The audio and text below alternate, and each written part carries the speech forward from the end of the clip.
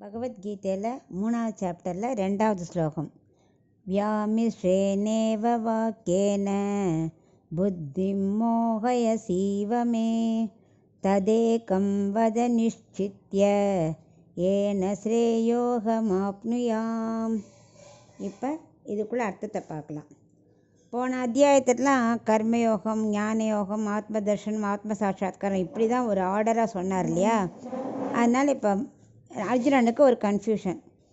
இப்படி வரிசையாக போகிறதுக்கு பதிலாக ஞான யோகத்தை ஃபாலோ பண்ண அப்படியே ஆத்ம சாட்சாத்காரம் அடையலாமே அப்படின்னு அவன் நினைக்கிறான்.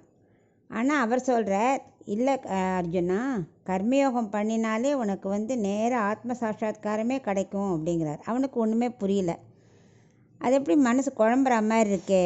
கர்மயோகம் ஞானயோகம் ரெண்டையும் சொல்லி என் மனசை குழப்புற மாதிரி தோன்றதே. எனக்கு எது உயர்ந்ததோ, என்னால் எது பண்ண முடியுமோ அதை சொல்லு, இல்லை ஞானயோகத்தை பற்றி மட்டுமே சொல்லு, நான் அதை புரிஞ்சுக்கிறேன் அப்படிங்கிறா. ஏன்னா இதை சரீரத்தை பற்றி சொல்லி அதுக்குள்ளே இருக்குது ஜீவாத்மா, அப்புறம் அதுக்குள்ளே இருக்குது பரமாத்மா, இதை பற்றி தெரிஞ்சுக்கிறலாம் ஞானயோகம் கொஞ்சம் கஷ்டம்தான்.